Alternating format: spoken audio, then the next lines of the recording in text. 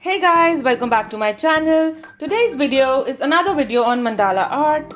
Based on the positive feedback I received on my previous video and the fact that this art form has so much to offer in terms of how therapeutic it is and the kind of possibilities it provides in terms of experimentation, I decided it deserved a series of its own for me to be able to explain the kind of mandalas you can create based on a particular theme or your own personal style. I'll be doing this series over the next few months, and I'll also be talking about how you can create mandalas on Procreate because that gives you a whole new world of options. So I hope you enjoy this video and all my future ones. Also, do not forget to like, share and subscribe and click on the bell icon to get notified every time I come up with a new video. Also, if you don't already know it, I am Neha from Entrepreneur. I share tips and tricks about easy to create art, and today we are going to create a very cool galaxy mandala.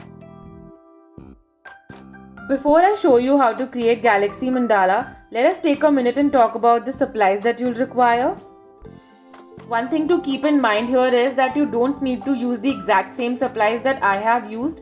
You can go ahead and use any alternatives that are easily available to you, because what's important here is the technique. So basically you will require a set of watercolors, paint brushes, a drawing sheet, a set of black fine liners or a regular black gel pen, and all of your other regular stuff like pencil, eraser, sharpener, ruler, compass, etc. I'll also be talking a little bit more about these supplies as and when I'm using them, and those tips may help you a little bit, so listen closely. Like I said before, we are gonna create a galaxy mandala today, by which I mean I want to create a mandala design that has a galaxy at its center. So the first thing you need to do is decide how big you want your galaxy to be, and then draw a circle of that particular size at the center of your drawing sheet. I have chosen to draw a circle with a 7 cm radius. Another thing to note here is I'm not using my regular drawing sheet for the galaxy part of the mandala. Instead, I'm using watercolor paper, which is 300 GSM in weight. This is because I'm going to be using wet on wet watercoloring technique that requires excessive repeated use of water. So your regular drawing sheet is going to lose its shape when water is applied to it repeatedly, whereas watercolor paper has greater water retention or absorption capacity and does not lose its shape easily. That is why I recommend you use watercolor paper, but just in case you do not have access to watercolor paper, then you may go ahead and use a drawing sheet that is at least 300 GSM in weight. In case you don't have access to even that, then there are ways to fix your paper after it's lost its shape. You don't need to worry about that. Alright, so now that we are clear about what supplies we require at this point of time and we have drawn the circle we want to paint a galaxy in, we'll start by applying a ton of water to it. We want this circle to be wet when we start applying color because we want the color to move across the circle more naturally. So now we'll start adding colors by using a soft dab-like motion. Because the area that we're adding the color to is wet, the color may start moving across on its own in random directions, but that's completely alright because that is what we intended the color to do in the first place.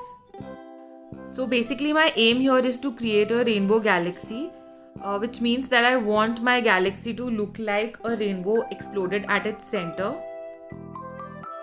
So the one thing that I'd like you guys to keep in mind while using watercolors is the fact that unlike other colors, while using watercolors, we move from lighter colors to darker colors.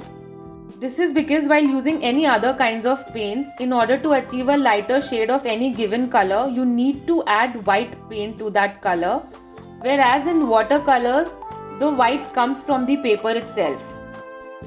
So if you start with your darker colors first, because of the transparency of your paints, the lighter colors aren't gonna pop as much, which means they're not gonna look as bright as they would have looked if they were used directly on paper. This is just my base layer, which is why I'm not focusing too much on adding a lot of pigment. Instead, I'm just focusing on placing all the colors where I want them to be.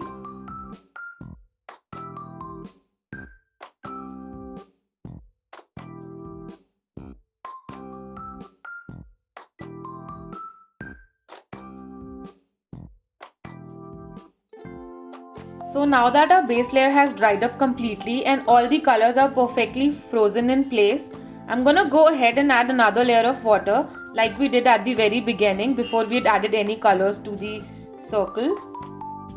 And after that I'm gonna start adding colors, and I'm gonna try and add as much pigment as possible. Again, I'll start with the lighter colors first.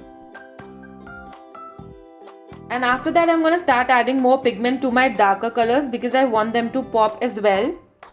So basically all the blues and the blacks and the purples, that are the essence of my galaxy. And also do not shy away from adding more water wherever you feel the need to.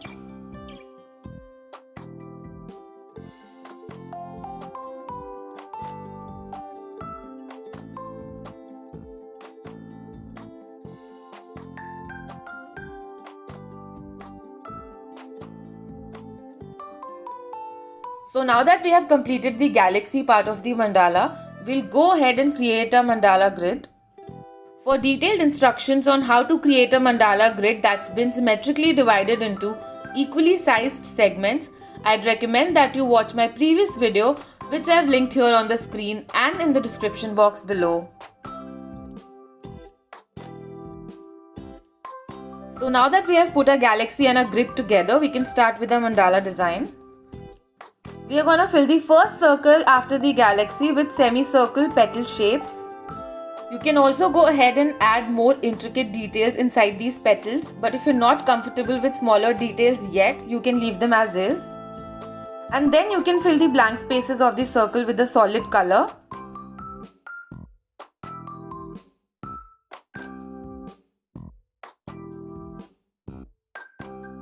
Now, because I did not start with a preset design in mind, I drew a very generic grid, which is why I'm adding another circle now, because that's what I feel my design needs. And I'm gonna fill it with blue color.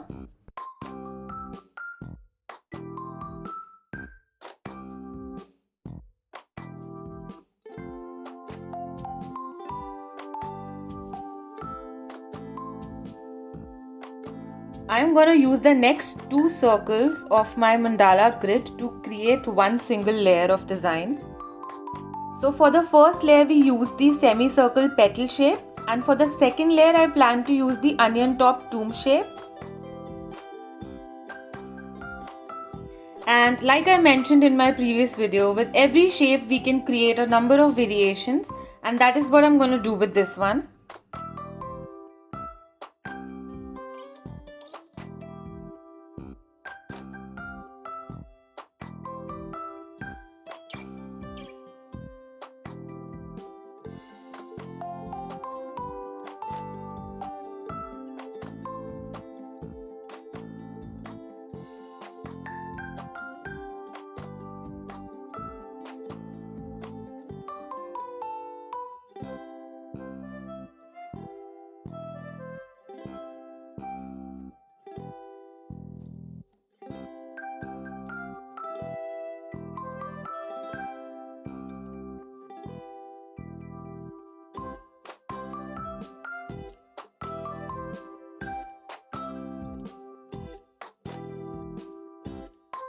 So basically my onion tombs covered two circles on my grid, and now I'm extending this layer further to the next two circles as well.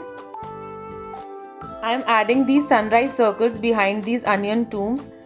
Sunrise circles are basically these quarter circles that look like a rising sun, and they usually go along with an existing shape so that they look like they're coming from behind them.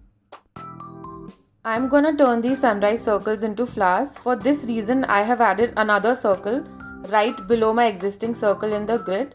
This is gonna help me control the height of my petals.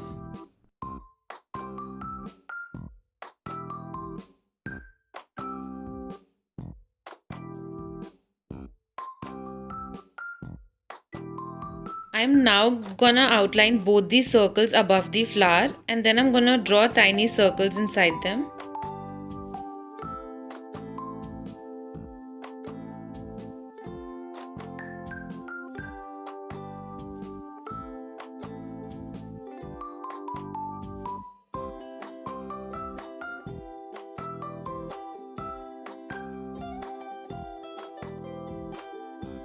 I'm again adding semicircle petal shapes to my final layer. Now since these petals are quite big, we are gonna add more intricate details inside them. Also, I'm using the same shapes repeatedly because I want you to become comfortable with the shapes that we have already learned before we move on to more complex designs.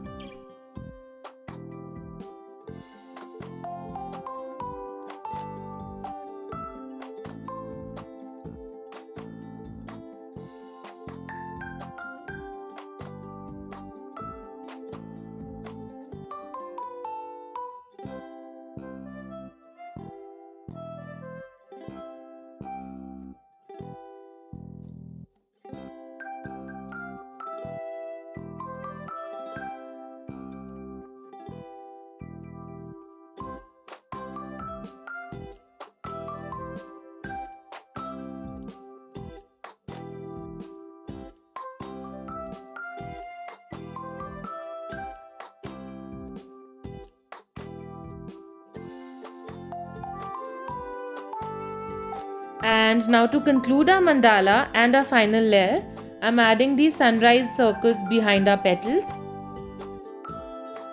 So this is what a mandala looks like once it's completed. You can even add a quotation or a message at the center. You can frame it and hang it in your room or give it to somebody as a gift. For more pictures and regular updates, follow me on Instagram. I'll see you in my next video. Until then, take care.